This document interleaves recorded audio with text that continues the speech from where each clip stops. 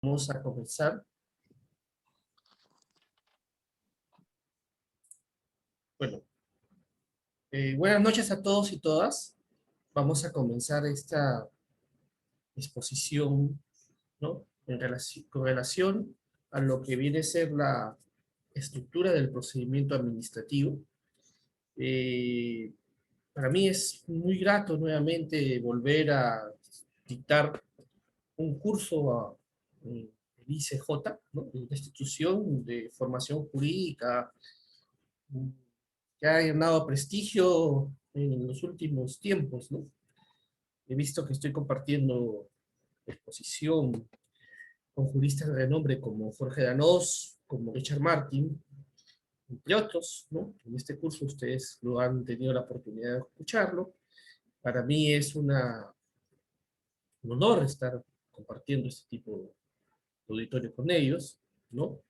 Eh, y lo cual eleva obviamente la categoría de lo que se dicta en este curso.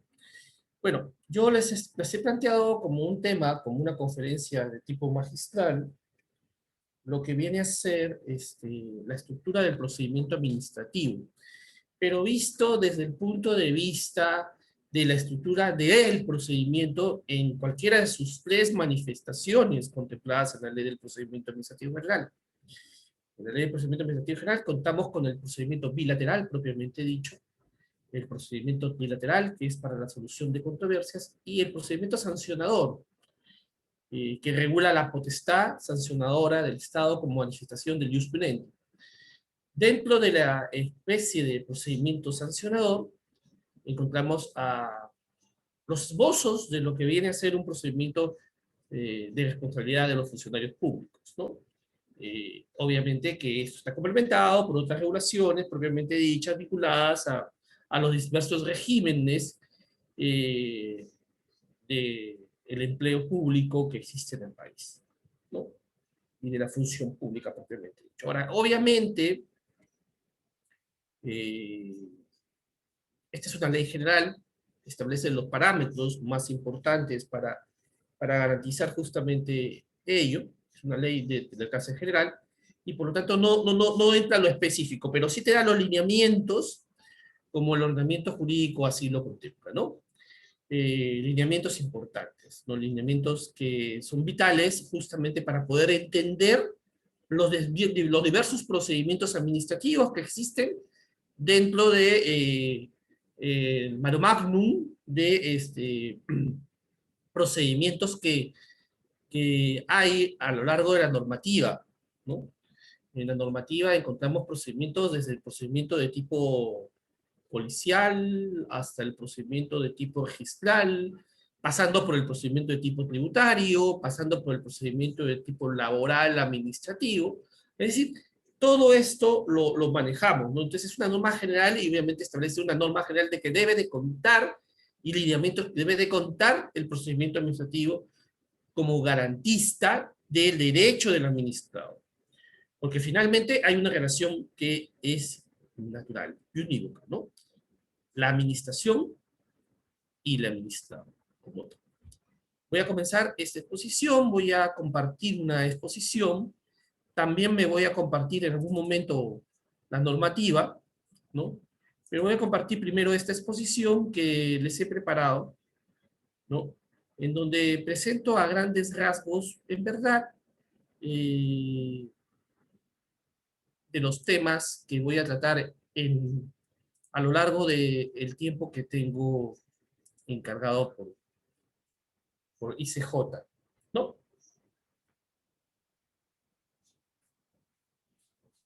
La regulación administrativa de índole general y la doctrina de manera casi unánime ha establecido de que las etapas del procedimiento administrativo vienen a ser cuatro, ¿no? Las etapas del procedimiento que no son como las fases o etapas de un proceso civil o de un proceso penal, ¿no? No hay compartimentos estancos una de la otra, ¿no? Son etapas que de por sí se puede decir ordenamiento del procedimiento, y en todo procedimiento en sí existe esta circunstancia, esta situación determinada. Y en todo procedimiento administrativo tenemos una etapa de inicio, que partimos del postulado que es un inicio de oficio, una etapa de ordenación o instrucción del procedimiento en sí mismo, una etapa de carácter resolutivo o de conclusión del procedimiento, y una etapa de ejecución de las resoluciones o de lo que viene a ser los actos administrativos propiamente dicho. En ese sentido, estas 4 etapas, la doctrina lo ha recogido, ¿no? La doctrina española lo ha desarrollado de una manera muy particular, lo ha desmenuzado, y también la doctrina argentina, también ustedes lo pueden encontrar en libros como los libros de Manuel Rebollo Puy, ¿no? De Casagne, ¿no? En donde pueden encontrar, obviamente, un sinnúmero de análisis con relación a estas etapas del procedimiento en sí mismo, ¿no? Ahora, yo parto del hecho de considerar de que todo procedimiento tiene estas etapas, ¿no? Quizá en algunas regulaciones procedimentales que complementan la regulación del procedimiento administrativo general, no lo vemos así de claro, ¿no? Algunas regulaciones hablan de fases, ¿no? Del procedimiento, por ejemplo, de promoción de la inversión privada, por ejemplo, ¿no? Ahí se habla de fases, por ejemplo, pero en sí se puede identificar que el inicio está claramente determinado, claramente marcado por el inicio de la decisión propia de la entidad administrativa, ¿no? Por mandato de la ley, ¿no? Y de las diversas fases que debe de cumplirse en este caso. Por ejemplo, estoy planteando algunos ejemplos de regulación, y esto lo podemos hacer complementar en cualquier otro tipo de procedimiento administrativo, y estoy colocando uno que quizás sea el menos manejado bajo la teoría propiamente tradicional, ¿no? Que engloba estas posibilidades claramente determinadas. Pero bueno, esto es importante, ¿no? Pero yo siempre comienzo mis exposiciones partiendo de los principios que rigen el procedimiento administrativo, que en sí le dan naturaleza propiamente al procedimiento como tal y a su estructura como tal. Yo he desarrollado y he colocado algunos principios de alcance general, ¿no? He subrayado algunos que me gustaría de todas maneras tocar en esta exposición, ¿no? Pero he desarrollado algunos pero quiero tocar cada uno de estos porque de alguna manera vamos a ver que la estructura del procedimiento administrativo en sí mismo se nutre del principio propiamente, ¿no? Una de las formas, una de las funciones de los principios propiamente dicho es la estructuración de los procedimientos administrativos como son, como están, como por su naturaleza misma de manifestación de la potestad administrativa del Estado en sí, ¿no? En todo procedimiento administrativo, y es un tema que ya nace de la propia regulación constitucional y se nutre con el desarrollo que han tenido los diversos operadores jurídicos que han de alguna manera dado contenido, ¿no? A estos principios. En todo principio debemos de partir del debido procedimiento como tal, ¿no? Que en la ley seguramente cuando ustedes lo pueden haber visto, se manifiesta en la posibilidad de ser oído, en la posibilidad de ser, de poder formular alegatos, en la posibilidad de formular pruebas dentro del procedimiento administrativo, ¿no? En el alcance general. Eso no quiere decir de que el debido procedimiento se inunde en todo esta posibilidad, ¿no? Esta posibilidad está, obviamente, se maneja en todo el procedimiento como tal, y en todo el procedimiento como tal debe de respetarse esas garantías que de por sí nacen de la dignidad de la persona humana o de lo que es natural a una persona jurídica cuando participa dentro de un procedimiento administrativo, ¿no? Y aquí esto es importante que lo entendamos para poder estructurar adecuadamente el procedimiento como tal.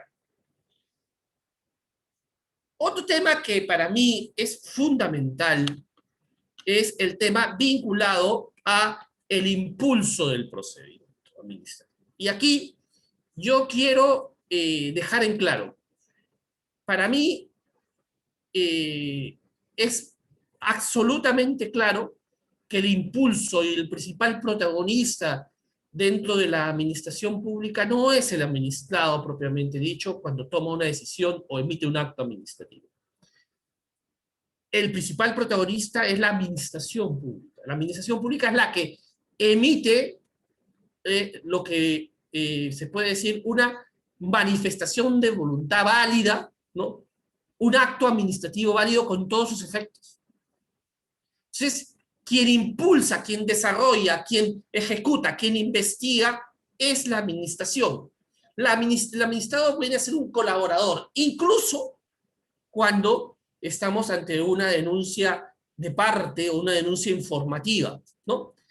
De ahí que no comparto con alguno de mis colegas que hace referencia a la naturaleza mixta de algunos procedimientos administrativos por la forma o manera como se inicia el procedimiento. Ojo, cuidado. Acá podemos perder lo que puede ser perder lo que considero que es la naturaleza misma del procedimiento, ¿no? ¿Quién es el que está llamado de alguna u otra manera a que el procedimiento en sí cumpla su finalidad? No es el administrado, es la administración. Y en un procedimiento trilateral o un procedimiento sancionador, si bien es cierto, el trilateral tiene como consecuencia la resolución de un conflicto de intereses o una incertidumbre jurídica, no quiere decir que la administración es la que debería o tendría que de alguna manera emitir el acto, porque es quien investiga y quién es el que lo realiza. Por ejemplo, voy a poner algunos ejemplos para poderlos entender. Imaginémonos que estamos ante un procedimiento administrativo en el cual se pretende de alguna u otra manera, ¿no?, acreditar un acoso de tipo laboral dentro de la figura de hostigamiento en un procedimiento disciplinario. Quien presenta, quien manifiesta, quien puede presentar una denuncia ante la Secretaría Técnica de una entidad, ¿no?, si estamos aplicando la ley del servicio civil, puede ser el que es hostigado. Pero quien investiga, quien instruye, quien recaba pruebas, quien finalmente delimita y determina si es que estamos ante esa figura y practica un inicio del procedimiento, un impulso, e incluso tiene la obligación de notificar al que es encausado para que pueda, en todo caso, emitir sus descargos, es la administración. Porque la administración está llamada a garantizar la verdad material, que es otro de los principios que estamos desarrollando aquí. La verdad material como garantía misma para conseguir y obtener un resultado válido en derecho y claramente fundamentado. Entonces, el impulso de oficio es importantísimo, ¿no? Porque muchas veces está en la administración el acreditar, el probar lo que se le está imputando al administrado en un procedimiento sancionador, por ejemplo. Y en cualquier otro procedimiento, ¿no? Si yo presento una iniciativa privada destinada a poder llevar a cabo una infraestructura pública o un servicio público a través de una APP, quien analiza a través de las diversas fases del procedimiento no es la administración, ¿no? No, la administración, diré, no es el administrado, es la administración. La administración va a analizar si es que existe o no existe relevancia en lo que se está pidiendo para poder llevarlo a cabo. Si el interés particular se cruza con el interés público y se concatena.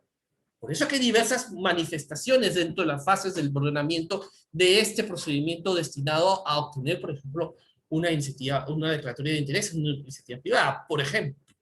Entonces, fíjense todo lo que está detrás de esto. Entonces, el principal protagonista, yo siempre lo digo, parece pacífico, pero no es tan pacífico, a pesar que la ley lo sí lo dice, es la administración. Y acá vamos a un tercer elemento, la imparcialidad. La imparcialidad de por sí es fundamental. La imparcialidad dentro de un procedimiento administrativo implica que tiene que haber una distancia equidistante entre las partes de un procedimiento administrativo, ¿no? ¿Ya? E incluso cuando la administración es parte, ¿ya? Para que de por sí se pueda pronunciar adecuadamente. Por ejemplo, vamos a verlo en un ejemplo particular, el procedimiento tributario. Algunos me van a decir, no, pero el procedimiento tributario tiene una naturaleza particular, especial. Para mí es un procedimiento administrativo general, aplicable en todo su sentido. Independientemente que haya una regulación especial que establezca que existe determinadas presunciones que se aplica para determinar una deuda tributaria. Bueno, puede haber muchas cosas o muchas regulaciones, pero en sí hay un procedimiento administrativo y las garantías del procedimiento administrativo se tienen que cumplir. Y si, por ejemplo, en segunda instancia el Tribunal Fiscal tiene que evaluar si se determinó o no se determinó adecuadamente una deuda tributaria por parte de la SUNAT, ¿no? Tiene que colocarse en una posición tal que se determine y que sea equidistante para poder definir dentro del marco legal quién es el que tiene la razón, o el administrado o la administración. Entonces, fíjense en lo que está detrás de este tipo del procedimiento en sí, ¿no? Para ello, obviamente, se tiene que garantizar, ¿no?, que exista un procedimiento de buena fe, ¿no?, de comportamiento de buena fe entre las partes dentro del procedimiento administrativo y que sea un procedimiento muy simple para que el administrado así lo entienda. Ojo, esta simplicidad, ¿no?, es base de la simplificación, pero no quiere decir de que todo procedimiento en sí no reúna un grado de complejidad determinado cuando se justifique por las circunstancias que van o están movidas en función de la toma de decisión que puede haber. Porque si la toma de decisión es el reconocimiento de una suma de dinero, por ejemplo, o el reconocimiento de un derecho ante un administrado, obviamente el procedimiento no solamente tiene que ser simple, sino tiene que ser garantista de los derechos del administrado, pero también tiene que garantizar que el interés público esté adecuadamente representado en este procedimiento administrativo. ¿No? En grandes rasgos, estos son principios. Y voy a tocar algunos, y los he reservado, para que podamos mirar, y voy a compartir la ley del procedimiento administrativo con ustedes, para que lo podamos desarrollar. El primer principio que me interesa compartir es el principio de informalismo. Lo voy a señalar y voy a agrandar un poco la pantalla. No sé si, creo que, no, creo que me deben de estar, espero que estén viendo. Este es el principio de informalismo. ¿En qué consiste el principio de informalismo? Ahora, les he dicho, ¿no?, que debe haber un procedimiento administrativo que de por sí implique de alguna manera, ¿no?, el desarrollo de fases y garantizar el interés público, ¿no?, en desmedro del interés particular que no necesariamente tiene que coincidir con el interés público que está detrás del procedimiento administrativo. Obviamente, para muchos pueden decir, entonces el procedimiento administrativo debe ser eminentemente formal. ¿Qué es lo que nuestra norma ha señalado? Nuestra norma ha señalado que el procedimiento administrativo en sí se tiene que regir bajo el principio de informalismo. ¿Cuáles? Las normas del procedimiento deben ser interpretadas en forma favorable a la admisión y decisión de las pretensiones de los administrados, de modo que sus derechos e intereses no se vean afectados por la exigencia de aspectos formales que pueden ser subsanados dentro del procedimiento, siempre que dicha excusa no afecte derecho de terceros o el interés público. Entonces aquí es muy importante, ¿no? Acá lo que tenemos que observar, lo que tenemos que ver, lo que tenemos que visualizar es que está bien, el informalismo dentro de un procedimiento administrativo es fundamental en garantía de obtener una decisión favorable para la misión y decisión final de las pretensiones de un administrado. Pero eso no quiere decir que perdamos de vista lo que viene a ser, ¿no?, el interés público y la afectación de derechos de terceros. Entonces, este tema es algo eminentemente importante que debemos de garantizar dentro de la estructura de un procedimiento administrativo, ¿no? Garantizar de que si bien es cierto, yo voy a permitir que el administrado obtenga el reconocimiento de sus derechos e intereses legítimos, eso no quiere decir que estos derechos o intereses legítimos, ¿no?, no puedan afectar y que no deban de afectar, discúlpeme, lo que viene a ser los derechos de terceros o el interés público, que es lo connatural al procedimiento administrativo. Otro principio que quiero radicar es el otro principio, que es el principio de verdad o de presunción de veracidad. Estoy señalando acá, para que lo podamos ver con tranquilidad. Y quiero ser claro. Yo escucho de una manera muy alegre referirnos a este principio que estructura el procedimiento administrativo en sí mismo, como que se presume que lo que dice el administrado es verdad, sin admitir prueba en contrario como tal. Cuidado, cuidado, eso no está cierto. Esta es una interpretación incorrecta, una manifestación incorrecta de lo que se está aplicando. Leamos lo que dice este principio. Dice, en la tramitación de un procedimiento administrativo, se presume que los documentos y declaraciones formulados por los administrados en la forma prevista por la ley responden a la verdad de los hechos que ellos afirman. Esta presunción admite prueba en contrario. Entonces hay dos elementos importantes aquí. Primero, hay una formalidad que debe de cumplirse, ¿no?, si hay mandato de ley. Ojo, si hay mandato de ley. Si la ley establece tengo que cumplir una formalidad para poder acreditar, ¿no?, esta formalidad de por sí tiene que cumplirse. Si lo establece como una condición para que ejerza o para que se aplique el principio de presunción de veracidad. Y además, eso quiere decir que se presume verdad todo lo que dice el administrado sin admitir prueba en contrario es falso. La norma lo dice. Siempre es posible que la administración, en aras de garantizar el interés público, ¿no?, obviamente pueda, ¿no?, finalmente, ¿no?, admitir una prueba en contrario a esta presunción de veracidad.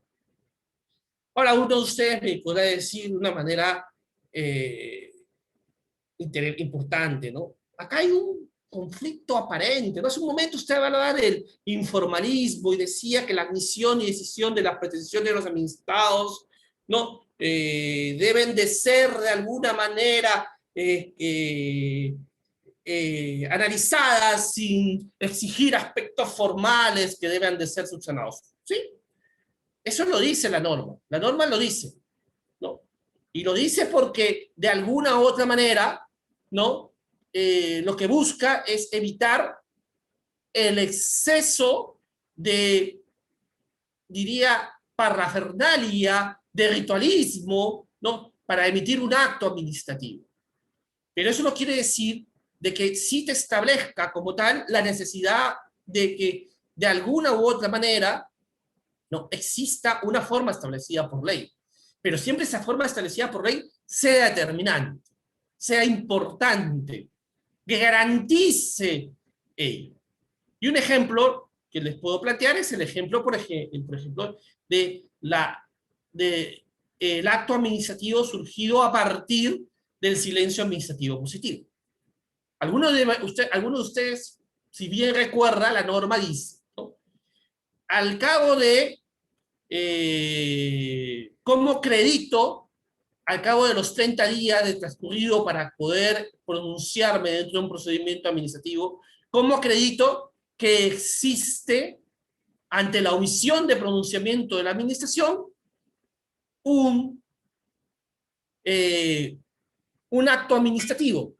Entonces, la ley ha establecido como una forma particular, ha establecido justamente la posibilidad de emitir o presentar una declaración jurada, ¿no? De que que ha surgido, ¿no? Un silencio administrativo.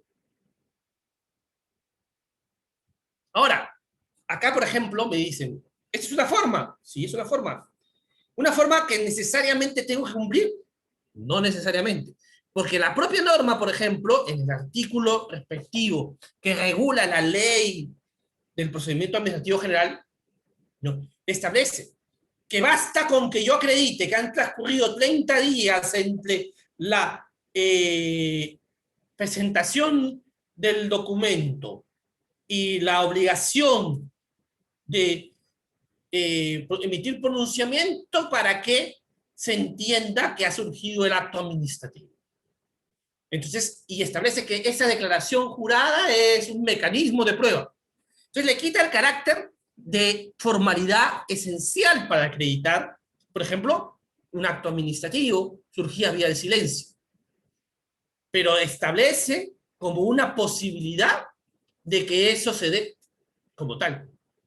Incluso, la ley establece que dentro de los 5 días de surgido el silencio administrativo, yo puedo solicitar un comprobante que acredite, y ante la negativa de la administración, porque sabe muy bien de que ante la omisión de un deber funcional de pronunciarse a tiempo, no lo ha hecho, entonces, porque sabe muy bien que le va a caer una sanción, puede acreditarse con esta declaración jurada para poder, ante todos, acreditar que hay silencio, pero no es necesario si lo vemos al texto de la ley. Fíjese cómo se cruzan en materia de estructuración. Estamos hablando en materia de determinación del procedimiento administrativo como tal. Otro principio que lo he subrayado para poderlo ver es el principio de celeridad y eficacia. Vamos a buscar celeridad y eficacia. Leamos lo que dicen ambos principios que están concatenados.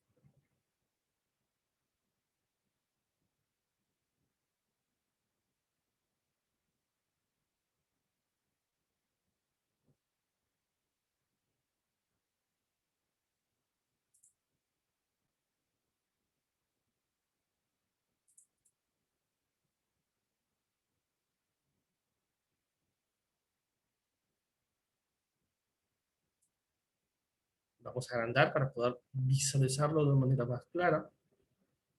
Principios.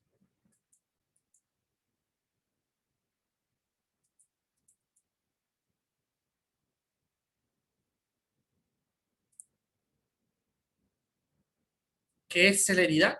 ¿Qué entendemos por celeridad? Quienes participan de un procedimiento deben ajustar su actuación de tal modo que dote al trámite de la máxima dinámica posible, evitando actuaciones procesales que dificulten el desenvolvimiento, ¿no? O constituyan meros formalismos a fin de alcanzar una decisión en tiempo razonable sin que ello releve a las autoridades del respeto al debido procedimiento o se vulnere el procedimiento administrativo. Entonces, celeridad, sinónimo de máxima dinámica posible. Y evitar actuaciones procesales que en sí pueden afectar, ¿no?, la dinámica del procedimiento. Y eficacia, Es un valor que está determinado en que los sujetos del procedimiento administrativo deben hacer prevalecer el cumplimiento de la finalidad del acto procedimental sobre aquellos formalismos cuya realización no incida en su validez, no determinan aspectos importantes en la decisión final, no disminuyan las garantías del procedimiento ni causen indefensión a los administrados. Todos los supuestos de aplicación de este principio, la finalidad del acto que se privilegie sobre las formalidades esenciales, deben ajustarse al marco normativo aplicable y su validez debe ser una garantía de la finalidad pública que se busca satisfacer con la aplicación de este principio. Si se dan cuenta, ambos principios tienen de por sí un elemento común, es evitar, ¿no?, el excesivo formalismo, ¿no? Evitar formalidades que no incidan en la validez del acto como tal. Por eso que el procedimiento administrativo es un procedimiento muy simple, esencialmente simple. No puede ser complejo porque la complejidad va en contra de un elemento fundamental que es el espíritu de la ley, que es la simplificación administrativa, ¿no?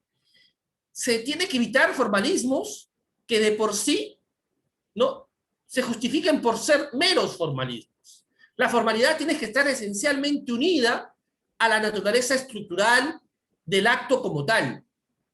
El acto tiene que justificarse en la formalidad si es que ésta es connatural, si es esencial para que pueda producir sus efectos. Si no es esencial, se puede, de alguna manera, ¿ya?, garantizar su cumplimiento sin afectar su integridad. Igual, ¿no?, lo que está detrás de todo esto es la finalidad misma, la decisión misma que está vinculada acá.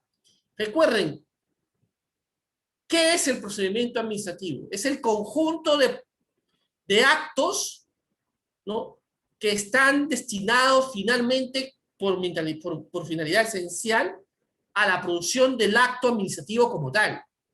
El procedimiento administrativo no es solamente procedimiento en sí mismo. El procedimiento administrativo es un proceso en sí sistemáticamente encaminado a la emisión de una decisión administrativa, un acto administrativo válido como tal. Este proceso tiene su naturaleza en su finalidad, se justifica en su finalidad, ¿no?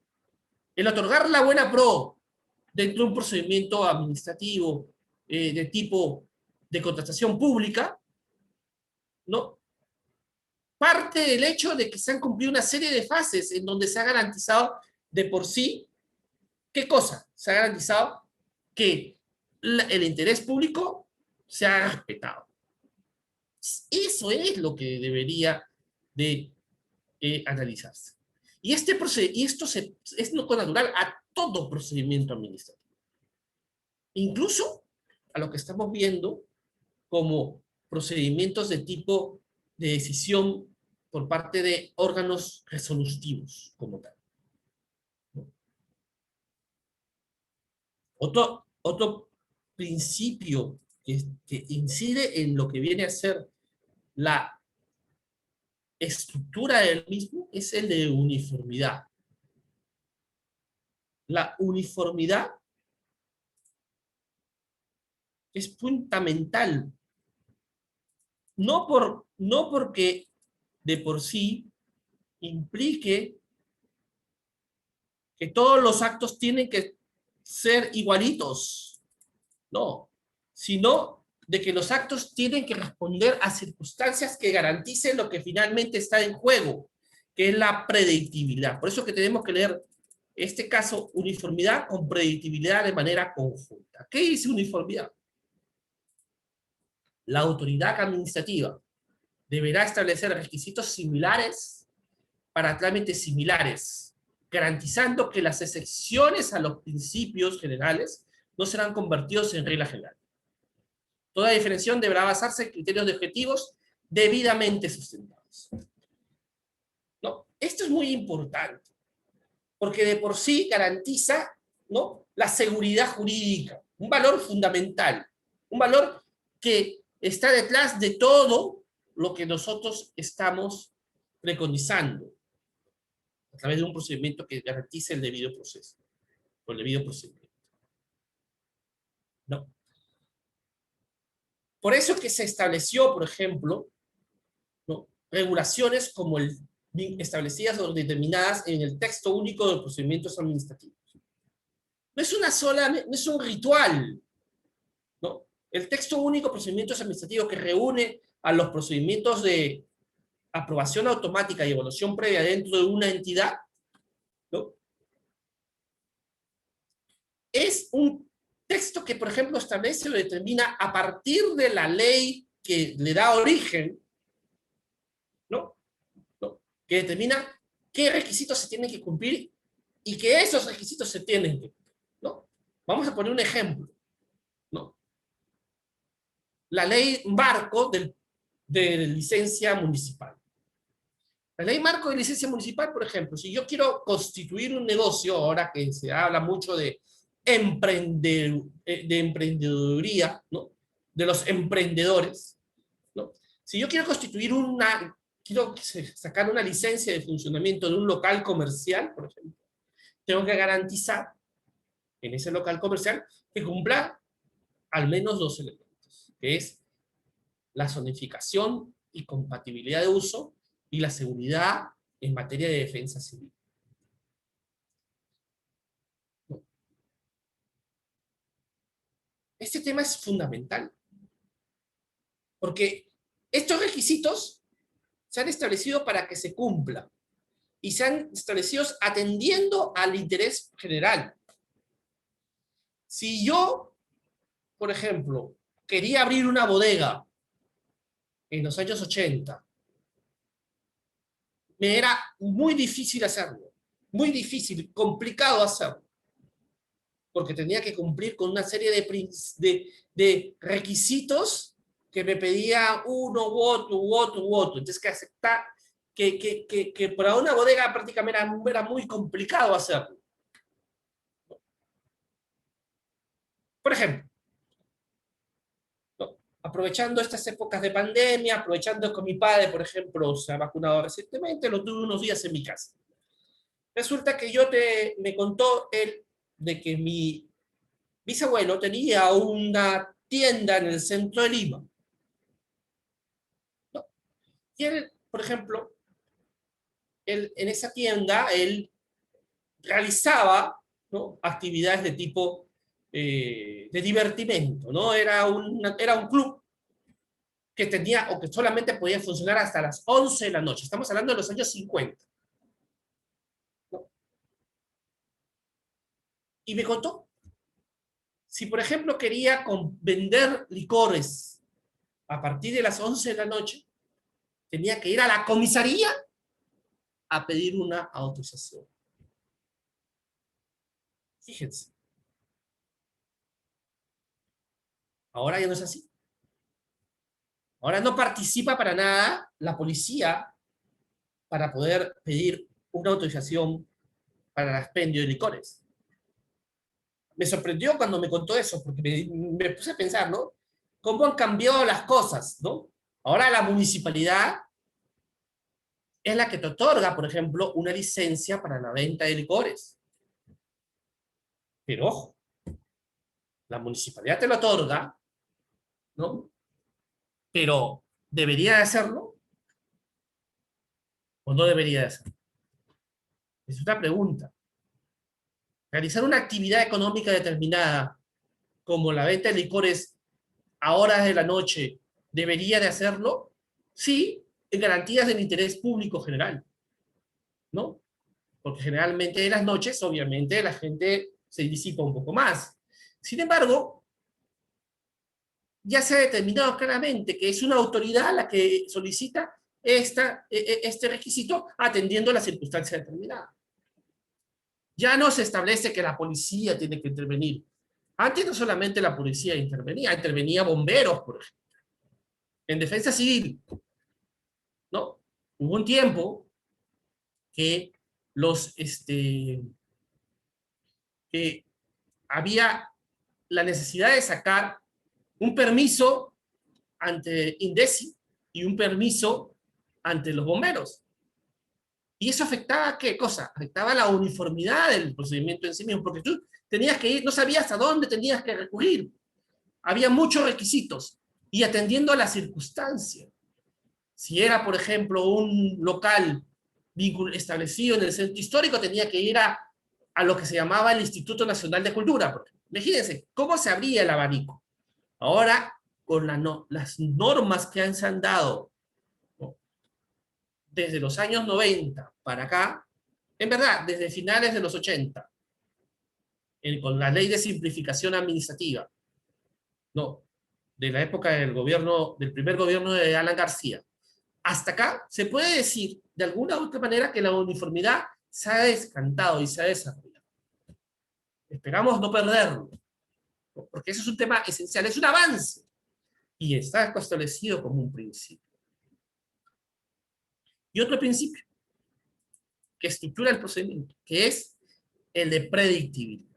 Este es un nuevo principio, un principio incorporado a raíz de casos que han habido en la Corte Interamericana de Derechos Humanos, ¿no?, en donde se ha reconocido ello, pero que en doctrina ya se había regulado. La doctrina española lo ha desarrollado de una manera muy interesante. Fíjense cómo se relaciona con el otro principio. La autoridad administrativa brinda a los administrados o sus representantes información veraz, completa, confiable sobre cada procedimiento a su cargo. De modo tal que en todo momento el administrado pueda tener una comprensión cierta de por qué los requisitos, por qué los trámites, por qué la duración y por qué los resultados posibles en estos casos. Tengo que confiar en mi Estado para que mi Estado de alguna manera me permita atender ello. Las actuaciones de la autoridad administrativa son congruentes con las expectativas legítimas de los administrados, razonablemente generados por la práctica y los antecedentes administrativos. Salvo que por razones que se existen por escrito decidan apartarse de ello. ¿Qué quiere decir esto? Que si yo, por ejemplo, quiero tener un permiso para abrir una bodega y de acuerdo al TUPA me establecen estos requisitos y de acuerdo a la zonificación, para mí está claro que me corresponde y he cumplido con presentar la inspección de defensa civil adecuada, entonces tengo que esperar que me otorguen una licencia. Pero si no me otorgan la licencia, tengo que saber por qué no me otorgan la licencia. ¿Y cuál es la justificación? Me tiene que justificar la administración por qué a mí no me otorga la licencia y al otro sí le otorgan la licencia. Eso tiene que ser justificado, atendiendo obviamente a razones que permitan apartarse de criterios propiamente dichos. La autoridad administrativa se somete al ordenamiento jurídico vigente y no puede actuar arbitrariamente. En tal sentido, la autoridad administrativa no puede variar irrazonablemente o inmotivadamente la interpretación de las normas jurídicas aplicadas. Obviamente, garantiza de alguna manera que si yo cumplo con los requisitos, ¿no?, el resultado natural es que va a haber un acto administrativo válidamente. Entonces, esto es un elemento fundamental, el de confianza legítima, que es resultado mismo de los actos de finalización. Y otro elemento, otro principio fundamental es el acceso permanente y el privilegio de control posterior. El privilegio de control posterior es la tramitación de los procedimientos administrativos se sustentan en la aplicación del principio de fiscalización posterior, reservándose a la autoridad administrativa el derecho de comprobar la veracidad de la información representada, el cumplimiento de la normativa sustantiva y la aplicación de sanciones pertinentes en caso que la información presentada no sea veraz. Fíjense cómo este principio va de la mano con el principio de verdad material y va de la mano con el principio de presunción de veracidad. Especialmente con el principio de presunción de veracidad, ¿no? Porque de alguna manera te está diciendo, yo te creo sí, pero si yo acredito que tú no has cumplido la formalidad, no has cumplido los requisitos, no has cumplido con acreditar, no, lo que dices, y yo compruebo que tú me has mentido, obviamente te puedo sancionar. Esto es lo que lo hace distinto, diferente a un procedimiento de tipo sin control posterior a un procedimiento con control posterior, con control ex ante, es decir, antes del procedimiento, ¿no?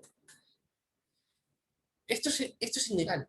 Esto es importante. Esto es algo que por sí tiene que hacer natural al Estado, que funcione como tal. Y otro elemento fundamental es el de el acceso de permanente, ¿no? La autoridad administrativa está obligada a facilitar la información a los administrados que son parte de un procedimiento administrativo tramitado ante ella, para que en cualquier momento del referido procedimiento puedan conocer su estado de tramitación y acceder y obtener copias de los documentos contenidos en dicho procedimiento.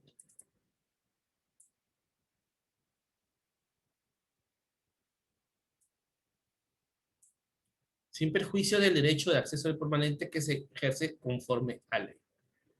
¿No? Esto es importante. Esto es tan importante porque de alguna manera garantiza de que el procedimiento sea transparente, que la información sea conocida por todos, que dentro de un procedimiento sepa en qué va mi procedimiento, siempre y cuando no se afecte lo que viene a ser eh, lo que viene a ser el carácter confidencial de algunas actuaciones, especialmente en materia de procedimientos sancionados. Entonces, esto es importante. Esos son principios que de alguna manera van a, de por sí, garantizar la estructura propiamente del procedimiento administrativo como tal. Me he detenido en esto porque creo que es fundamental para poder entender lo que es el procedimiento administrativo.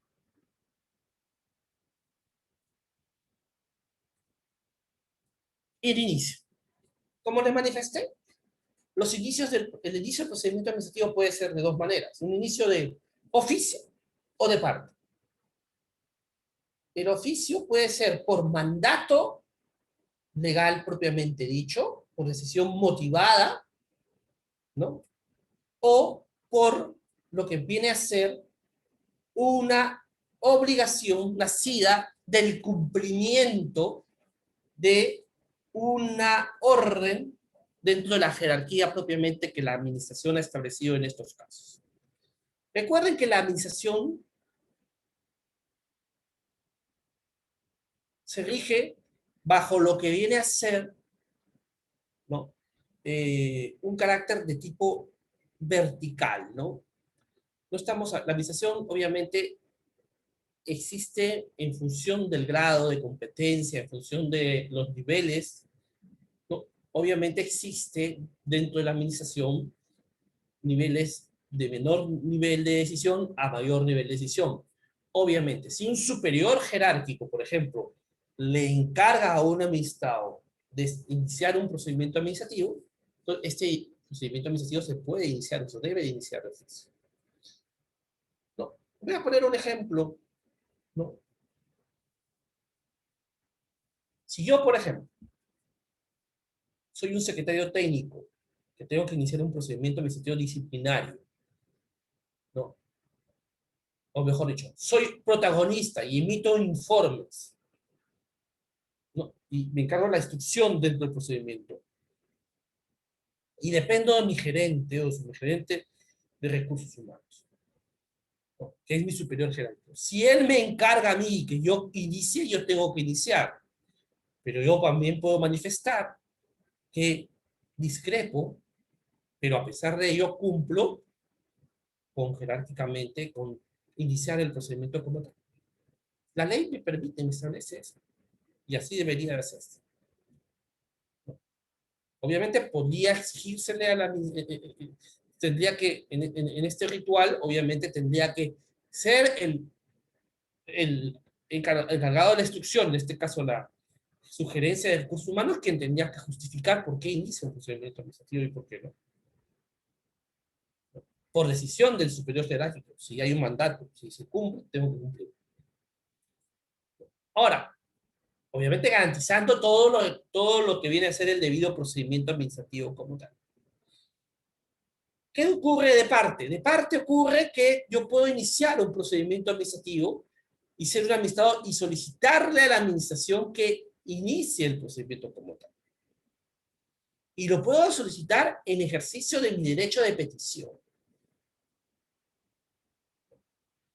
El derecho de petición se encuentra regulado dentro de la ley del procedimiento administrativo, pero también dentro de la Constitución. La Constitución de 1993, como su antecesora, la Constitución de 1979, ¿no? Regulan lo que viene a ser la parte sustantiva de desarrollo de los derechos fundamentales, generalmente en el artículo 2 de la Constitución, ¿no?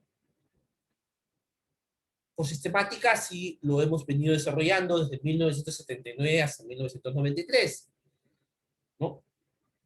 Si hubiere una nueva Constitución dentro de unos años, seguramente va a ser así. No creo que varíe, porque así es como se ha venido legislando, ¿no? Que desde 1978, con la Asamblea Constituyente de 1978 y con el Congreso Constituyente Democrático de 1992, que dio origen a la Constitución del 79 y a la Constitución del 93, que son las dos últimas constituciones del país. Y ahí establece, ¿no?, que el derecho de petición se manifiesta a través de estas posibilidades, ¿no? Que implica el inicio o que puede afectar en el inicio propiamente dicho de un procedimiento administrativo. Puede haber o puede darse, por ejemplo, a partir de una solicitud de interés particular de un administrador o de vecinos. Decide presentar una denuncia ante una municipalidad argumentando de que no se están cumpliendo, por ejemplo, con los requisitos de alineamiento en la construcción o con los parámetros urbanísticos de una avenida. Y presenta una denuncia informativa, de interés meramente particular, porque eso afecta su interés como vecino. Esto, por ejemplo, sería el ejercicio del derecho de petición. Sí, el ejercicio del derecho de petición adecuadamente. Y así lo regula y la Constitución y la ley del procedimiento administrativo lo regula así. Hay un interés meramente particular para iniciar el procedimiento administrativo como tal. Pero también pueden haber solicitudes de interés general, de alcance, que afecten la colectividad, que incluso pueden recabar en la aplicación de la regulación sobre intereses difusos y la titularidad sobre intereses difusos, ¿no? Por ejemplo, la Defensoría del Pueblo toma conocimiento de un hecho que le motiva, por ejemplo, iniciar un procedimiento administrativo, ¿no?, ante una entidad determinada, en garantía de que éste se pronuncie, por ejemplo, sobre aspectos vinculados a la compra de vacunas, por ejemplo, por el tema de la pandemia del COVID-19. Presenta una solicitud con respecto a esto. Por ejemplo, ahí podría haber un interés difuso, que puede recabar incluso en la posibilidad de procesos administrativos, constitucionales o legales en defensa de ese interés difuso. En materia de procedimiento administrativo, puede haber, como tal. La contradicción administrativa, el conflicto administrativo, el procedimiento administrativo recursivo como tal, ¿no? El que yo pueda presentar una reclamación, por ejemplo, que pueda presentar una denuncia, que ante un acto administrativo que no esté de acuerdo, pueda recurrir al recurso de reconsideración, o al de apelación propiamente dicho, para que se revise, para que se plantee, para que se evalúe si lo que se ha emitido es adecuado o no adecuado. Esto es un derecho que está vinculado y es ejercicio del derecho de petición. Otro elemento fundamental, otra manifestación fundamental del impulso de parte, la formulación de solicitudes de información.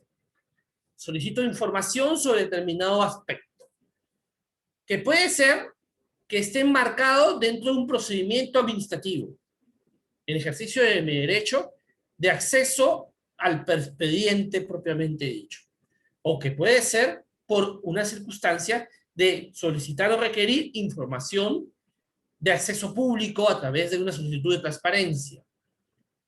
No, esta información está consagrada, la ley lo ha establecido. La ley ha establecido esa posibilidad de carácter marco, pero no quiere decir que existan normas específicas. Existen normas específicas que inclusive desarrollan con mayor profundidad este derecho de acceso a la información pública, que está vinculado a un principio que es el principio de participación. La posibilidad de formular consultas. Este elemento es fundamental.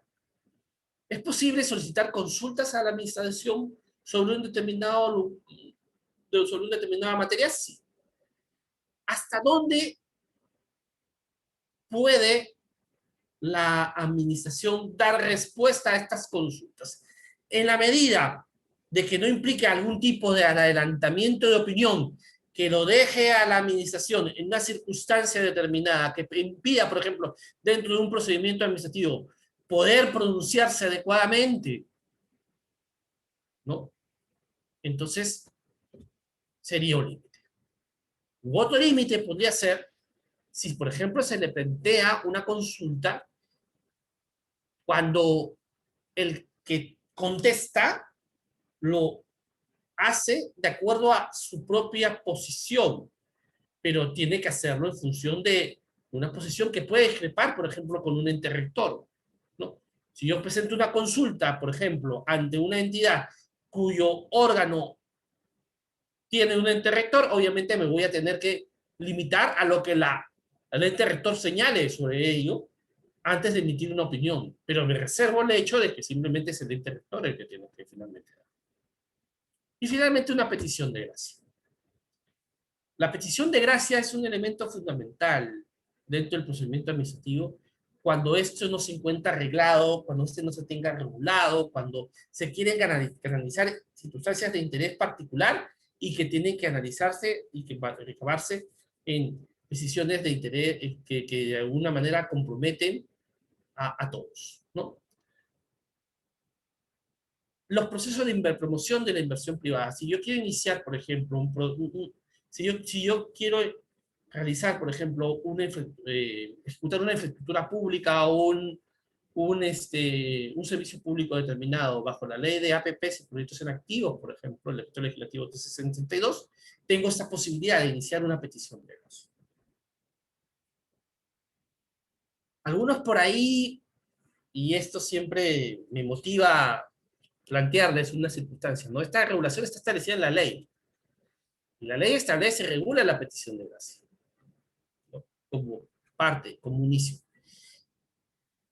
¿Hay alguna vez tuve un debate con un profesor de la Universidad Católica, el doctor Cristian Guzmán, con relación al tema de que, por ejemplo, el pedido para que se aplique un indulto está marcado dentro de un procedimiento administrativo o no, y si puede haber una petición de gracia ahí, ¿no?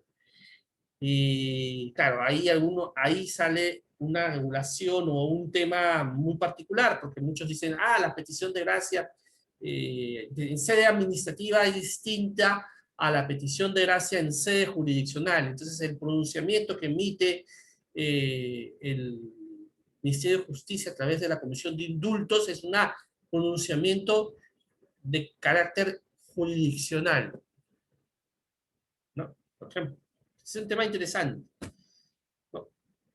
Yo creo que acá se dan muchas aristas, pero Lo importante es el tema y el concepto que puede haber un pedido ante la administración que de alguna u otra manera sea un pedido que lo analice la administración y que no esté marcado dentro del procedimiento en sí mismo, que lo puede conceder o no lo puede conceder sin determinar, sin justificar por qué no lo concede. Esa es una petición propiamente, desde el punto de vista administrativo. Ahora, uno de ustedes me va a decir, pero ¿cómo usted hace un rato nos ha dicho de que toda decisión de la administración tiene que ser justificada y motivada? Sí, es correcto, cuando se trata de un procedimiento administrativo, pero cuando se trata de un procedimiento que está enmarcado dentro de una gracia emitida por la administración, obviamente, no necesariamente, la ley incluso lo establece, es un tema potestativo, no meramente discrecional de la administración otorgarlo como tal.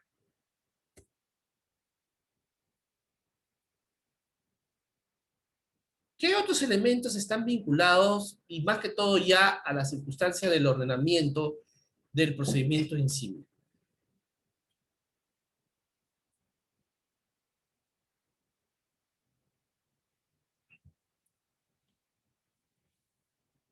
Hay elementos fundamentales vinculados a la celeridad en la recepción documental, ¿no? Como tal. Acá es un tema fundamental y actualmente hemos sufrido y estamos sufriendo una revolución en este aspecto. Fíjense, hay reglas que establecen la celeridad. Por eso que yo les hablé del principio de celeridad al inicio. Reglas que tienen que garantizar que los pedidos del administrado se recaigan en lo que viene a ser el órgano que debe de emitir pronunciamiento en su momento debido. Voy a poner un ejemplo. Yo presento una solicitud, presento un pedido ante la administración, enmarcado dentro del TUPA, para evitar problemas de petición de gracia. No, solicito la presentación. La ley dice que desde recibido la solicitud, transcurren 15 días para que la entidad, si es que se cumple con los requisitos establecidos por ley, ¿ya?, se entienda y se otorgue el permiso de funcionamiento, la licencia de funcionamiento. Por ejemplo, ¿no? ¿Qué establece las reglas de celeridad en la recepción propiamente dicho? Quienes trabajan en la administración saben muy bien de que la unidad de trámite documentario es un órgano que depende muchas veces de las secretarías generales dentro de las entidades respectivas. Entonces, este órgano recibe la documentación, pero no decide sobre la documentación. ¿Pero qué dice la normativa? La normativa dice que se presume que una vez recibida la documentación, ¿no?, en el día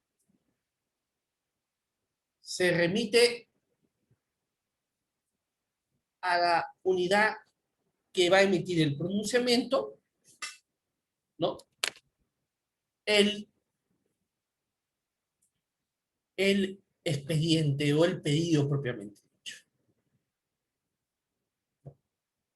Claro, ustedes me dirán, pero eso no necesariamente ocurre porque puede ser que la unidad de trámite documentario esté, por ejemplo, como ocurre en la Municipalidad de Lima, ¿no? Que en la Municipalidad de Lima la unidad de trámite documentario, físicamente hablando, está en la calle Cayoma, y el que tiene que decidir, por ejemplo, se encuentra en el Palacio del Conde Superunda, ¿no? Entonces, por ejemplo, esto a veces puede amerituar que por reglas de ordenamiento interno, ¿no?, implique que todos los expedientes viajen y se demoren más allá de un día. o circunstancias así. Esto es lo que ocurría físicamente en algunos aspectos. Entonces, esto no ocurre necesariamente así, claro, pero tú no le puedes trasladar tus problemas, tus taras, tus inconvenientes al administrador. Los defectos en la organización de la administración tú no los puedes trasladar al administrador. El administrador conoce y sabe y espera justamente eso de su administración, que el procesamiento se dé a tiempo y no le puedes trasladar tus defectos como tal. Si tú perdiste 2 o 3 días en derivar el documento, es problema tuyo, no es problema de la administración. Y ahora con mayor razón con los expedientes virtuales. Ahora que estamos de alguna u otra manera incorporándonos dentro de la modernidad, y en donde prácticamente todo lo que ocurre en la modernidad no es ahora virtual, donde las mesas de partes, unidades de trámites documentarios han desaparecido, entonces ya la circunstancia es permanente.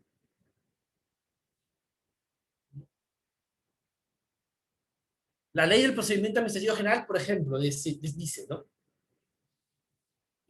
Tienes que garantizar que lo que yo presento ante la unidad de trámite documentario cumple los requisitos del TUPA. En un procedimiento de tipo informático, como es el que es actualmente, telemático, como el que nosotros estamos planteando. ¿Cómo lo estamos haciendo? ¿Cómo lo están haciendo? No, por ejemplo, la ley establece, ¿no?, que la unidad de trámite documentario le otorga 2 días de plazo para cumplir en caso que detecte que no se ha cumplido con los requisitos establecidos en el texto único del procedimiento administrativo, colocándole un sello de recibo. En verdad, eso lo establece la ley. Y la ley lo establece así, atendiendo a una circunstancia física. Pero ¿qué es lo que ha hecho? ¿Qué es lo que ha hecho la ley ahora? Lo que ha hecho la ley es adaptarse, el derecho de la administración es adaptarse a las circunstancias y aplicar lo que ocurre. Yo he tenido la posibilidad de iniciar 2 procedimientos administrativos, ¿no? Uno ante la Municipalidad de Lima y otro ante la SUNAT, por ejemplo, y ahí he tenido experiencia, y ante la Municipalidad de Magdalena, ¿no? Y he tenido la experiencia de una respuesta inmediata, cuando supuestamente no cumplía algo. Y obviamente yo inmediatamente contestaba, o me esperaba un tiempo para poder contestar, atendiendo si es que había algo que faltaba. Por ejemplo, yo lo he hecho. Se ha adaptado a las circunstancias. Esta regla de que te coloco el sello para que recibir el documento si no se entiende que he sido devuelto, si no cumplo con esta regulación, ya se adaptó. Ya las circunstancias se han adaptado.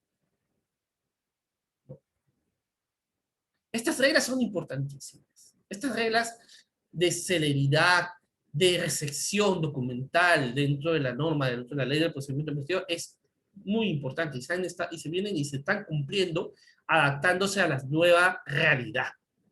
Esa frasecita que hemos incorporado desde marzo del año pasado. La nueva realidad. El correo certificado es una regulación muy particular, se está convirtiendo cada vez en una adaptación a las circunstancias telemáticas muy importantes. Miren, en 1990, cuando comenzó toda esta regulación vinculada a la simplificación administrativa, no se tenía idea de lo que iba a ocurrir en a gran velocidad. En menos de 30 años, cómo nos hemos convertido en prácticamente, como diría Yuval Harari, los hemos convertido en cyborgs. No podemos vivir sin la computadora, no podemos vivir sin el celular, no podemos vivir sin estas cosas. Ya nos han vuelto prácticamente como parte de nuestra vida. Estamos conectados ahorita en una plataforma virtual, ¿ya? Donde la virtualidad se ha vuelto nuestra regla. Y el procedimiento administrativo se tiene que adaptar a la virtualidad.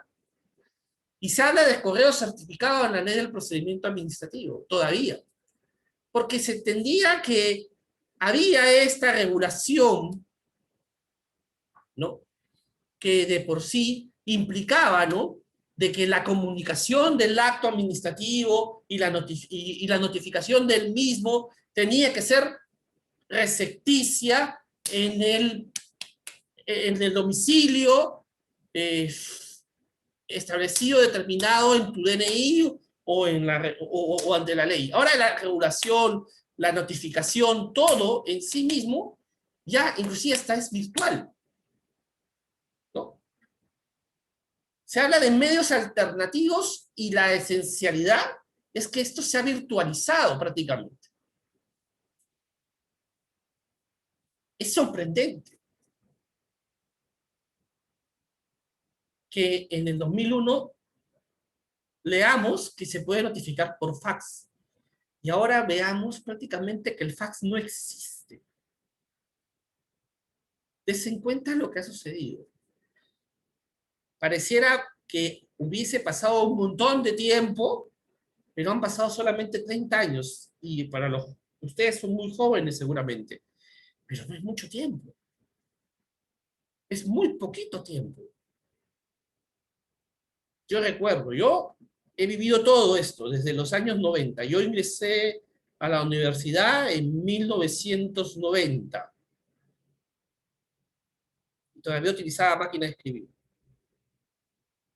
Y he visto todo cómo se ha ido pasando, todo cómo iba pasando. ¿A qué hemos llegado y a qué vamos a llegar dentro de 30 años? No lo sabemos.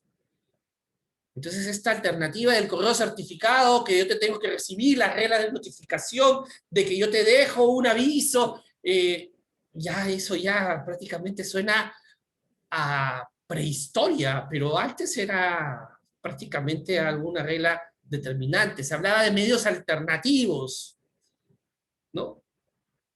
No, se hablaba de la presunción común de medios alternativos. Entonces, yo recuerdo, por ejemplo, que en el año 2014, ¿no? Se comenzó a trabajar en el Ministerio de Justicia.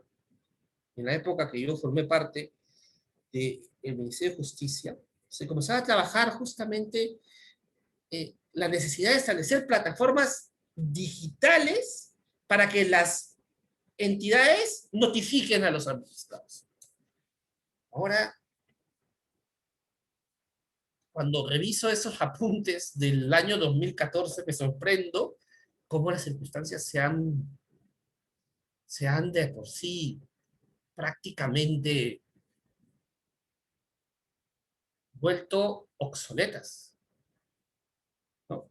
Me acuerdo que la discusión era si tenías tú que garantizar de que exista una plataforma única similar al SEACE, similar a la de SUNAT, o si tú podías establecer tu correo certificado, tu correo electrónico para recibir documentos. Ahora no existe ningún procedimiento administrativo que no te permita y te establezca la obligación de que te designes tú un correo que incluso puede ser a través de una red social determinada. O un correo social como el Google, como el Gmail, como propiamente dicho. Fíjense lo que se ha vuelto. Y más aún ahora con el iPhone, con los sistemas Android, ya la situación es totalmente. Presunción común a los medios alternativos, prácticamente. Eso se ha convertido ya en algo que ya ni siquiera podemos decir, hablar de medios alternativos, sino ya de mecanismos o medios que de por sí están ya de la mano. ratificación de firma y contenido del escrito. Fíjense, esto me pareció cuando lo leía, me pareció muy interesante, ¿no? La ratificación de firma, ¿no? La regulación en la ley del procedimiento administrativo establece, ¿no? Que yo por fax puedo presentar un documento a la, a la entidad, ¿ya? Y se entiende que he recibido en el día, si es que dentro de los 2 días siguientes presento el físico a través de la mesa de pagos. Claro, en ese momento no se pusieron a pensar de que en el año 2020 íbamos a tener la pandemia del COVID-19. Ahora, ¿quién va a dejar un documento físicamente en la unidad de trámite documental? Va a ser bien difícil. Yo hasta ahora no he ido nunca a una unidad de trámite documental a dejar ningún documento, pero yo sé que existe, ¿ah? No digo que existe. Y en lugares específicos de nuestro país todavía existe porque no existen plataformas informáticas adecuadas para poder garantizar eso. Entonces puede ver, esa regulación tiene que haber.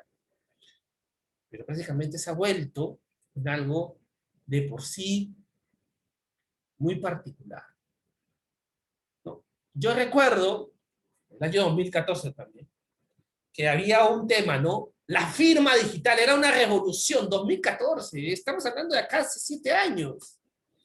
La firma digital, pero ¿cómo vamos a garantizar la firma digital? Ahora prácticamente todos aplicamos la firma digital y hasta hemos digitalizado de una manera muy particular nuestra firma a través del Adobe o el Acrobat. Y se está respetando que yo pueda firmar y colocar el Adobe y el Acrobat y colocar ese documento si es que no tengo la firma digital a partir de un DNI electrónico. Cómo la regulación, cómo el tiempo, cómo la tecnología nos va superando en esas reglas. Esto es un tema muy particular, está en plena evolución, en plena revolución. Yo hace 2 años o 3 años le hubiese contado lo que decía la ley del procedimiento administrativo general. Ahora les digo, la ley del procedimiento administrativo general existe y está bien y es clara y es válida y se tiene que respetar, por ejemplo, que a los 3 días tengo que elevar el expediente a tal lugar, a los 5 días, todo eso. Pero ahora hay que explicarnos esto atendiendo a cómo nuestra vida ha cambiado en este tiempo. Pero lo que no ha cambiado es algunos aspectos fundamentales. Plazos máximos para realizar actos procedimentales. Y vamos nuevamente a nuestra ley.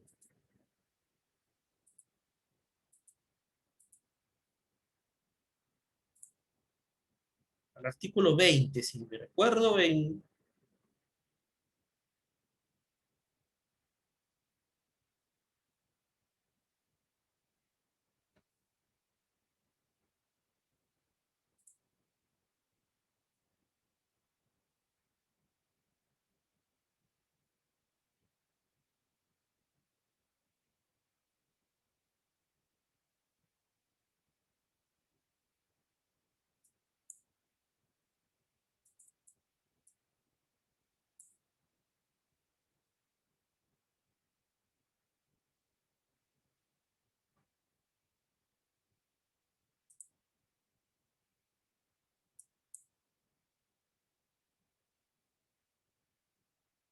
vamos a ver.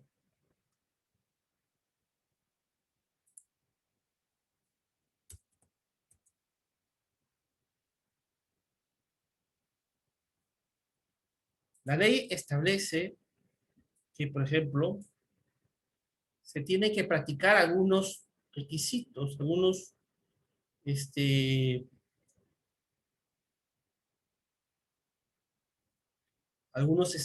actuaciones dentro de un plazo normativo determinado. Por ejemplo, como les mencionaba, en el día tiene que elevarse el expediente, ¿no? A los 5 días se tiene que notificar. Vamos a buscarlo aquí. Artículo 20.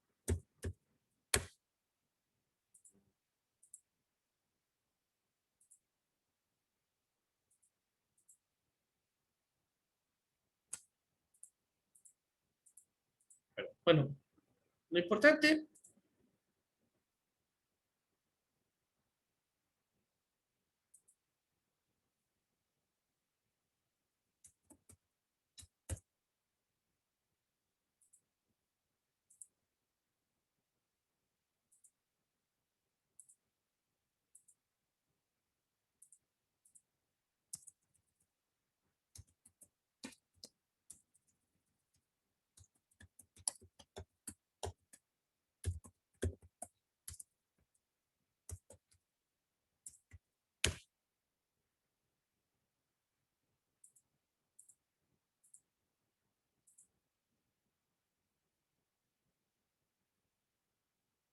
mientras que lo voy buscando, hay un plazo determinado en la ley que, por ejemplo, para actuar determinadas circunstancias, por ejemplo, la ley establece 5 días para notificar un acto administrativo, establece 3 días para levantar eh, observaciones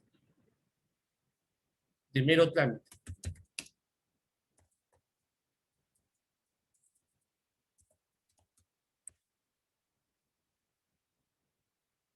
Ahí está, justo.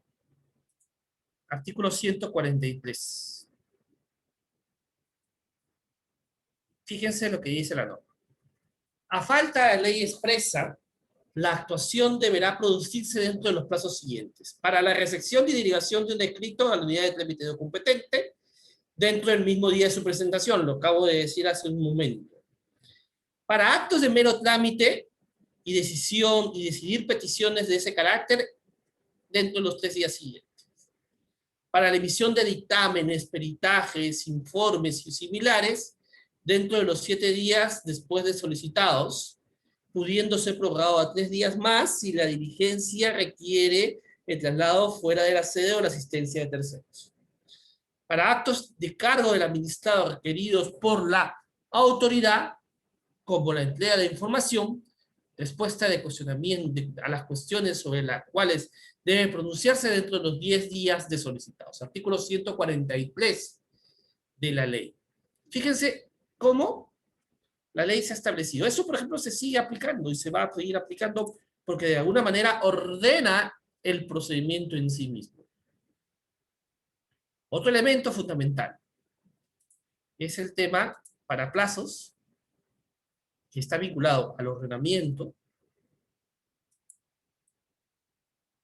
es el término de distancia. Yo recuerdo hace unos años ya, que hice una consultoría para el Banco Mundial a la PCM. Recuerdo que eso debe haber sido el año 2010 u 11. Entonces, uno de los elementos que se me planteó en ese momento es la regulación del término de distancia, ¿no? Que era un tema muy particular, porque se, se nos decía, ¿no? ¿Qué se hace, qué sucede si tú tengo que notificar un acto a un domicilio que está fuera de, el ámbito urbano o el ámbito rural o el ámbito de competencia de una entidad? Tengo que adicionarle un término de distancia, ¿no? Obviamente, cuando la notificación era física, ¿no? Y para dar respuesta a la notificación física. Entonces, se dice, ¿no? Si yo tengo que notificar a alguien que está fuera del radio urbano de la circunscripción de la entidad, hay un plazo adicional del término de distancia atendiendo a las dificultades de transporte que puede implicar poder brindar o poder dar esta información determinada. No, obviamente. Esto es algo que de alguna manera se ha venido aplicando con la tabla de términos de la distancia del Poder Judicial. La pregunta es, ¿esta regulación a raíz de la telemática se justifica o no se justifica? Yo particularmente me inclinaría a pensar de que a partir de la si es que el administrador ha señalado un domicilio electrónico donde se le pueda notificar en tiempo real, concepto que no existía, que no estaba muy claro, que no existía, no, que no estaba muy desarrollado en los años, en el año 2000 uno, es decir, pues, quizá estos temas de los términos de la distancia, se pueden relativizar. Sin embargo, todavía existe regulación sobre este aspecto, ¿no? Regulación sobre el término de la distancia. Incluso las propias entidades han regulado cuadros de término de distancia. Ya no solamente aplican el cuadro del término de distancia del Poder Judicial en los procedimientos administrativos como se venía aplicando, ¿no? Ahora se aplica lo que viene a ser cuadros específicos de procedimientos administrativos propiamente dichos en estos casos, ¿no? Esto es algo interesante, ¿no? Sin embargo, yo me inclinaría a pensar de que este tema poco a poco quizá va a perder ya, eh, diría, sentido cuando, porque casi todos contamos con un aparatito para poder recibir información en tiempo real. Vivimos, no vivimos prácticamente informatizados en 100%. Claro, me pueden decir, bueno, eso no, usted está hablando de una realidad citadina, de una realidad costeña, una realidad distinta a la realidad rural. Sí, estoy hablando de una realidad distinta. Efectivamente, yo soy una persona que vivo en una ciudad, como ustedes vivimos en la ciudad de Lima, o quizá en alguna ciudad en donde tengan grandes niveles de informática. Pero como entendemos de que esto se va a volver en un derecho fundamental, incluso ha sido parte del debate electoral, referirse que es prácticamente ya un fundamental de que todos estemos interconectados. Entonces yo creo que con el tiempo esto se va a ir superando, ¿no? Quizá no ahora, quizá dentro de unos años más. Quizá cuando la informática llegue a estos lugares tan apartados, que todavía no lo tienen por temas vinculados a infraestructura pública y servicios públicos en sus lugares. Entonces esto, el término de la instancia quizá se pueda reemplazar, pero actualmente existe esta regulación y se aplican cuadros muy vinculados a los procedimientos en cada uno de los en lugares específicos y todo. Plazos que son improrrogables, definitivamente, por un tema de ordenamiento, como hemos dicho, ¿no? No podemos prorrogar plazos, salvo que la regulación autorice esa prórroga de plazos. Si la regulación autoriza la prórroga de plazos, sí va a ser posible, pero de manera excepcional. Pero acá, obviamente, tenemos que entender un momento en el tema de los plazos improrrogables. Acá no estamos ante compartimentos que, es decir, no estamos como en el proceso civil, ¿no? En donde dice que la etapa de admisión a trámite tal, la etapa de postulación de pruebas, ofrecimiento de pruebas tal. No, acá en el procedimiento administrativo estamos ante circunstancias más flexibles, que atienden a la finalidad propiamente de los actos procedimentales que están vinculados a esto. Efectos del vencimiento de plazo, lo vemos. Y lo vemos de una manera muy particular, por ejemplo, en los procedimientos sancionadores y en los procedimientos bilaterales.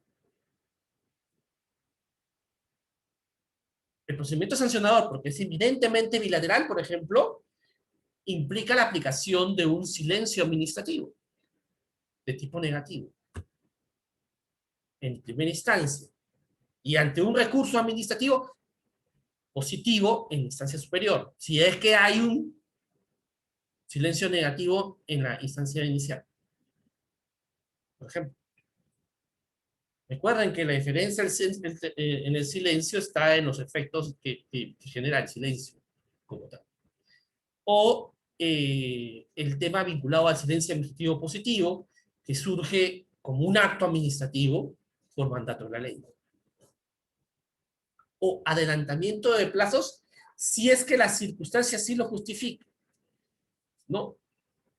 Es decir, si, para hacerlo más célere al procedimiento administrativo, es posible que la entidad acorte plazos y queme etapas, y no necesariamente tenga que cumplirlo así draconianamente, ¿no? De una manera tal, ¿no? Si yo reúno los requisitos antes de este plazo, obviamente puedo acortar los plazos y limitar los plazos. Entonces esto va de la mano con el tema de los plazos máximos dentro de un procedimiento administrativo. Ojo, plazo máximo.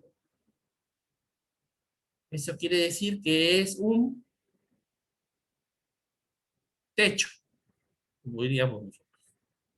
No es un piso, es un techo. Es decir, más allá de ese plazo no debo de ir. Tengo la obligación de pronunciarme dentro de ese plazo para emitir un acto administrativo, por ejemplo. O la responsabilidad por el incumplimiento de plazos, que es lo que más asusta, ¿no? En una administración, en la administración pública, lo que más asusta es no cumplir con los plazos establecidos por ley porque implica responsabilidad administrativa. Por la omisión, como tal. Por eso que se busca de alguna manera enervar los silencios administrativos, especialmente cuando se juega esta alternativa, ¿no? Como tal.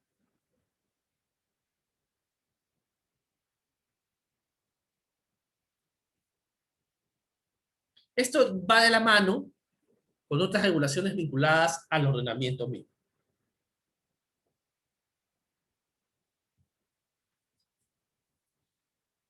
Existe algo muy parecido a lo que se denomina en el derecho civil al iuris novi curia, ¿no? Recuerden lo que era el iuris novi curia, ¿no? Se entiende que el juez conoce el derecho a pesar de que no haya sido invocado por este o ante este por parte del justiciable, ¿no? Existe una regulación normativa en donde se establece que la norma aplicable, aun cuando no haya sido invocada por el administrado o fuera invocada de manera errónea, debe de ser aplicada, ¿no? Una suerte, llamémosle de novicuria, un iuris novicuria de tipo administrativo. Yo en verdad no lo llamaría así, ¿no? Se entiende que finalmente quien tiene el impulso, la obligación de justificar, de motivar su pronunciamiento de acuerdo a ley y nacido de la motivación del pronunciamiento de acuerdo a ley, porque es el principal actor dentro de un procedimiento administrativo, es el Estado. Si yo no puedo invocar una norma mal invocada, tengo la obligación de invocar y aplicar la norma que corresponde, porque yo tengo que motivar mis resoluciones, mis actos administrativos, de acuerdo al ordenamiento jurídico. No de acuerdo a lo que me piden o a lo que me presentan, no, de acuerdo al ordenamiento jurídico. Entonces, eso es importante. Es una labor vinculada al ordenamiento en sí mismo, del procedimiento en sí. Así como la que hemos ya desarrollado cuando hemos desarrollado los diversos principios, ¿no? De evitar actuaciones dilatorias, entorpecimiento, demoras, diligencias innecesarias, meramente formales, ¿no? Inoportunas, ¿no? Para evitar justamente lo que viene a ser irregularidades en el devenir rápido, célere que debe de haber de una decisión administrativa. Y lo que yo quiero recalcar, ¿no? Que la instrucción o indagación de la determinación, conocimiento, comparación de datos es obligación de la administración, no del administrador. De ahí que no podemos hablar de que el impulso de oficio deja de lado, deja de ser actor, porque dentro de un procedimiento administrativo trilateral, quien impulsa, quien presenta denuncia es un administrado. No, graso error. No podemos decir esa situación. ¿no? Quien tiene que emitir la opinión, quien tiene que de por sí justificar y motivar su decisión es la administración. Quien tiene que investigar, quien tiene que llegar a la verdad material es la administración, no es el administrado. El administrador colabora con la administración, manifiesta su interés, pero es la administración la que tiene que llegar y justificar lo que hace. Eso es, y así funciona las leyes del procedimiento administrativo general de la República. Hasta ahora, y creo que espero así funcione siempre, ¿no? Porque así esa es la necesidad de que ocurra así. Y aquí hay varios elementos importantes que están vinculados a finalmente garantizar la eficacia, ¿no? Acá se plantean algunos elementos fundamentales que en los minutos que me queda quiero dejar de lado, quiero dejar en claro, ¿no? Por ejemplo, la necesidad de garantizar la eficacia a través de medidas cautelares, ¿no? Acá recuerden que una medida cautelar dentro de un procedimiento administrativo general simplemente es un adelantamiento de una decisión eh, emitida dentro de un acto administrativo, garantizando los requisitos, ¿no?, de la verosimilitud del derecho y el peligro de la demora en que sea emitido, como son requisitos de toda medida cautelar, de acuerdo a la teoría general del derecho. Claro, para el caso de los procedimientos sancionadores, incluso existen las posibilidades de medidas provisionales, ¿ya? Pero que de ser emitidas tienen que ser claramente justificadas, porque si se afectan los intereses de un particular por la emisión de esa medida, ¿no?, sin justificación y inmotivada, obviamente, ¿no?, tiene que justificarse por qué se dio, porque hay responsabilidad administrativa en caso de una medida no justificada. Por eso es que es muy difícil dentro de un procedimiento administrativo, ¿ya?, salvo que exista prácticamente una seguridad 100% de que ocurra, ya que en un tribunal se decrete una medida cautelar, o en una comisión. Yo recuerdo, ¿no?, cuando yo trabajé en una secretaría técnica dentro del INDECOPI, hace unos años, cuando llegaban pedidos de medidas cautelares, ¿no?, a la comisión prácticamente, ¿no?, tenía que estar sumamente segura de que lo que se iba a dar estaba claramente enfocado en el pedido. Porque lo que está en juego aquí es la responsabilidad de quien emite la medida cautelar, porque está adelantando un hecho preliminar y que puede afectar a un administrado como tal, y responsabilidad administrativa. Ahora, la ley establece que hay responsabilidad patrimonial si hay una medida arbitraria, no justificada. Se puede resolver cuestiones distintas al asunto principal siempre y cuando así lo establezca la normativa y siempre y cuando haya sido solicitados y estén directamente vinculados con el asunto principal al cual se está analizando, ¿no? Por ejemplo, yo puedo pedir dentro de un procedimiento de tipo sancionador eh, en materia de derecho de consumidor, yo puedo pedir, por ejemplo, puedo pedir, no. El INDECOPI, por ejemplo, a través de las comisiones respectivas, puede aplicar una sanción administrativa. Puede decretar una medida de tipo correctiva,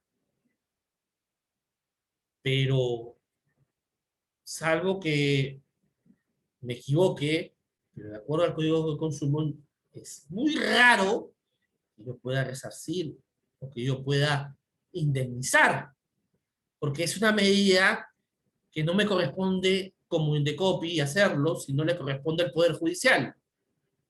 Pues obviamente, Puedo plantear medidas correctivas, puedo plantear medidas sancionatorias, sí, pero indemnizar, eso es muy relativo.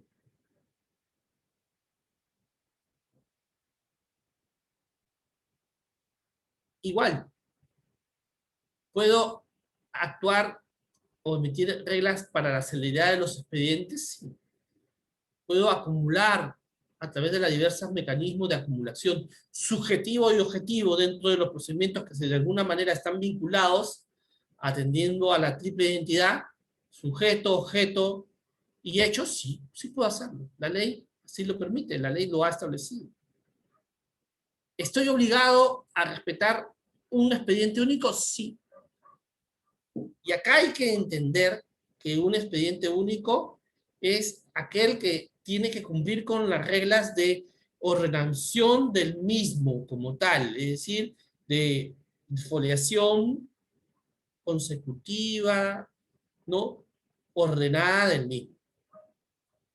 Y vuelvo al tema del expediente informático, ¿no? Que es ya algo que está en boga, ¿no? Hace muy poco, hace 2 o 3 semanas, tuve a la mano una sentencia del Tribunal Supremo Español que establecía, por ejemplo, que el expediente informático, el expediente único, no quería decir acumulación de papeles informáticos, no, o acumulación de papeles, no, es acumulación ordenada y sistematizada a través del sistema de registro propiamente creado para esos efectos, ¿ya? De un expediente único informático. Este es un tema que nos ha cogido de sorpresa a las distintas administraciones públicas en el país.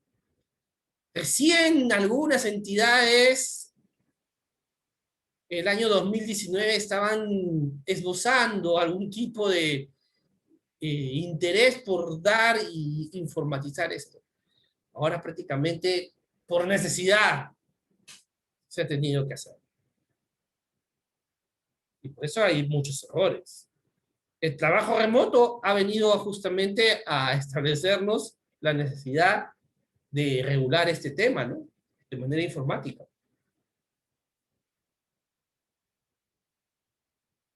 Y en la regla del expediente único, que ya no es físico, que ya no es físico. Ahora todas las entidades justamente están regulando mecanismos para eh, escanear toda la documentación física que se maneja, que es, imagínense, inconmensurable. Yo solamente me pongo a pensar en un ministerio, ¿cómo estarán haciendo ahora? ¿No? En un ministerio, en una entidad, en lugares en donde no había costumbre de guardar la forma de expedientes únicos. Son varios en el país.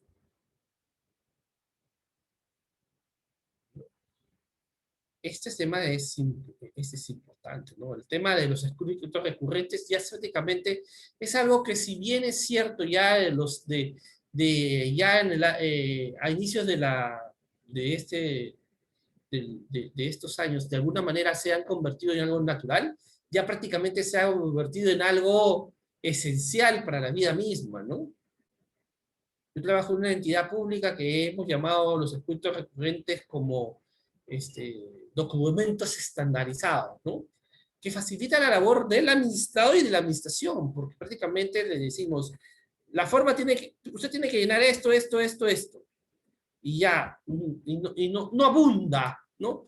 Ahora en el mundo en donde todo es rápido, todo es violento, todo es para hoy, bueno, eso se decía el siglo pasado, es para ayer, eso se dice para el siglo XXI, ¿no? Entonces, es importante que esta forma de recursos recurrentes de alguna manera se, este, se cumpla, ¿no? Las actas, ¿no? La necesidad de realizar actas que estén de alguna manera claramente eh, determinadas, claramente identificadas, ¿no? El trabajo remoto, por ejemplo, ha obligado justamente para poder acreditar, ¿no? El mismo, ¿no? Necesidad de elaborar actas, de materia informática. Y de verdad, si se dan cuenta, no sé, en algunas entidades, ¿no? Se están trabajando y ya se han comenzado a trabajar con estos famosos eh, mecanismos, ¿no? De Microsoft Teams, Microsoft, Microsoft Teams, Google Meets, Zoom, ¿no? Entonces, y ya crean sus propias actas a través de los foros, ¿no? De asistencia, fíjese todo lo que, estos temas de eficacia, ya, si en la ley del procedimiento administrativo se establecía como una regulación por escrito, ya actualmente el tema informático de alguna manera lo está, de alguna manera, enfocando. Y finalmente, lo que siempre va a haber es quejas por defecto de tramitación, que viene a ser, obviamente, las quejas que se pueden plantear cuando ocurre problemas de falta de pronunciamiento a su debido tiempo.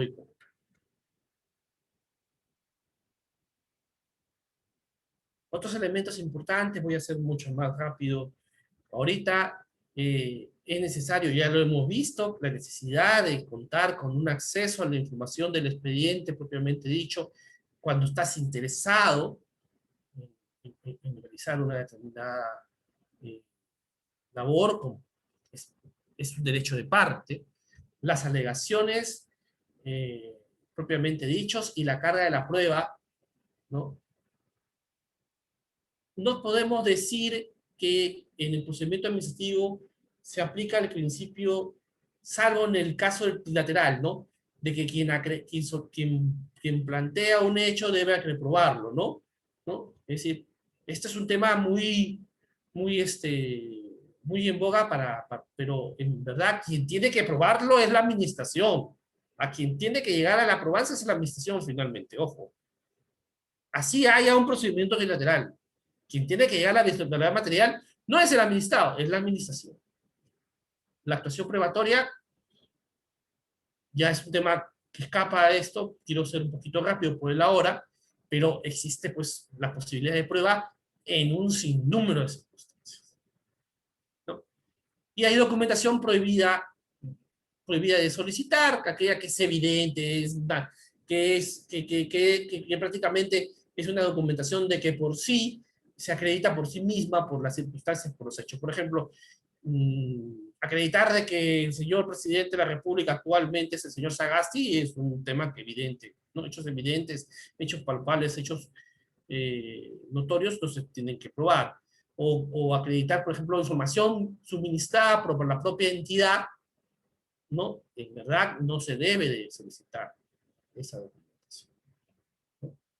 Y obviamente las distintas clases de documentos y lo que viene a ser la necesidad de establecer audiencias públicas en garantía del debido procedimiento y el derecho a ser oído, siempre y cuando se justifique y se motive adecuadamente esa posición. Finalmente, ¿no? El ordenamiento de la estructura del procedimiento va a recaer en un resultado final, que es la resolución, que es la materialización o cómo se materializa un acto administrativo de manera motivada, ¿no? O el silencio administrativo. Y aquí no quiero escapar y no quiero solamente dar una pincelada al tema del silencio, ¿no? Ustedes saben que existen dos clases de silencio, el silencio administrativo positivo y el silencio administrativo negativo. El silencio administrativo positivo es, por mandato de la ley, tiene naturaleza de acto administrativo, y el silencio administrativo negativo es una habilitación para recurrir a la instancia superior. Obviamente, es un mecanismo de finalización. Sí. ¿Cuál es potestativo? Obviamente, el segundo, el potestativo, que puede ser recurrido, el segundo, ¿no? Y obviamente, no genera acto administrativo. El desistimiento, que ya ustedes conocen, los tipos de desistimiento son de la pretensión dentro de un procedimiento administrativo o del procedimiento en sí mismo, y la circunstancia de abandono que se da una vez que se puede producir, obviamente, cuando ante un requerimiento por parte de la administración dentro de un determinado tiempo hay una actividad administrativa por lapso de 3 meses, ¿no? Finalmente, la caducidad, que es un mecanismo nuevo, ¿no? Novedoso, que ha surgido y que ha surgido muchas dudas en su aplicación, especialmente en procedimientos sancionadores, porque no distingue con el concepto de prescripción que está de la mano y que para algunos no se aplica debido a la regulación propiamente dicha, porque señala que es potestativa. Bueno, hasta aquí, discúlpenme, me he pasado, bueno, no me he pasado, he sido exacto con el tiempo, ¿no? Entonces, estoy a disposición de ustedes para las preguntas que consideren convenientes, si así lo desean.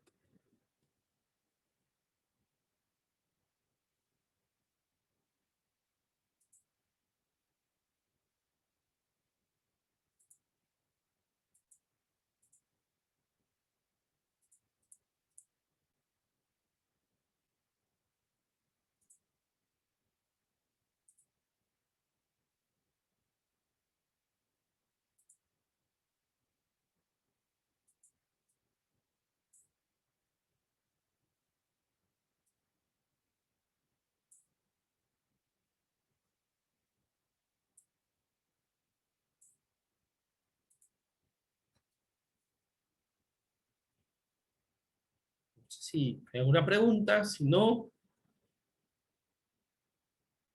los señores de ICJ. Doctor, tenemos una pregunta en el chat. Dice, doctor, ¿los principios a que se refiere también se aplican al procedimiento sancionador y trilateral? Claro, claro. Eso lo dije al inicio, ¿no? Los principios que yo me he referido se aplica para todos los procedimientos. Para los procedimientos bilaterales, trilaterales, sancionadores o disciplinarios de la administración pública. Porque el carácter general está establecido en la ley del procedimiento administrativo general, como tal. Inclusive, estos principios están establecidos en el título preliminar y es aplicable para todos los procedimientos, independientemente de que haya una regulación especial que así lo determine.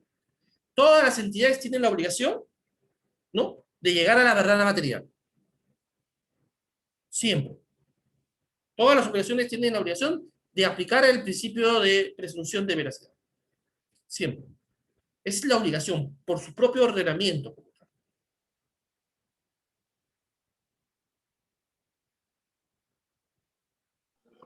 Bien, doctor, muchísimas gracias. Parece que ya no tenemos más preguntas de nuestros queridos alumnos. Le agradecemos mucho su presencia el día de hoy y su excelente presentación. Esperamos contar con usted para futuros proyectos en el ICJ. Muchas gracias a ustedes. La verdad es que los felicito por tener esta paciencia, eh, de tener estas exposiciones y espero que vernos en otra ocasión. Muchas gracias. Muchas gracias, doctor. Muy buenas noches. Muy buenas Buenas noches a noches. nuestros queridos alumnos también que nos acompañaron el día de hoy. Buenas noches con todos.